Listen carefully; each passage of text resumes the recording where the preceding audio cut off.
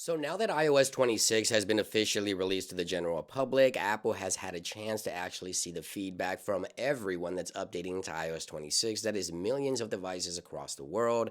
Now, I've seen some of your feedback, and I've noticed that there's a small group of users that are reporting overheating and battery drain. Now, I wanted to go ahead and share with you guys a new support document coming directly from Apple. They talk about the performance and battery life after a major software update. I wanted to talk about my experience after using the official final release of iOS 26 over the past 24 hours.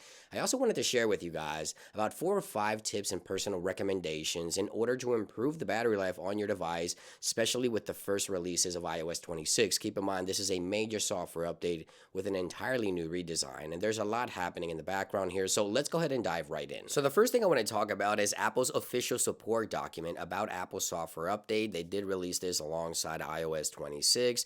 They explain why you should update, how software updates work, but most importantly, they talk about performance and battery life impacts. And I wanted to focus on this section here, and let's read the second paragraph here. Immediately after completing an iOS update, particularly a major release, you may notice a temporary impact on battery life and thermal performance. This is normal, so according to Apple, this is normal, as your device needs time to complete the setup process in the background, including indexing data and files for search, downloading new assets, and updating applications. Now, the last paragraph says, new features are exciting and help you get even more out of your Apple product, although some may require additional resources from your device, depending on the individual usage. Some users may notice a small impact on performance and or battery life.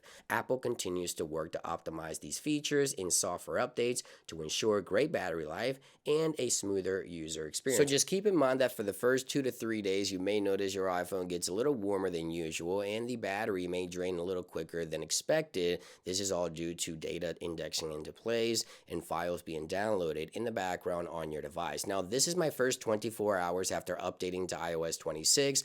I did get through my entire day, but you see there I'm in the red. So the battery did drain a little more than normal. And again, that is expected as everything is downloading and indexing into place. But I did not notice any overheating or anything like that, any thermal performance issues or anything like that. So if you have an older device, this is something to keep in mind. Now, if you do continue to encounter excessive battery drain after, I want to say, 4 to 5 days after updating to iOS 26, these are going to be 4 things I recommend you do in order to improve the user experience, improve the battery life overall on your device. Number 1, you want to jump into settings, go under the cell options, go under cell data options, and right here where you have the voice and data, you may want to set your network to LTE only. Now, normally it's set to automatic, so it's constantly switching between 5G and LTE, and this could drain the battery of your device. So if you set it to LTE only, this will only run on LTE, and these networks are more available, widespread, right? So it doesn't have to really search too much,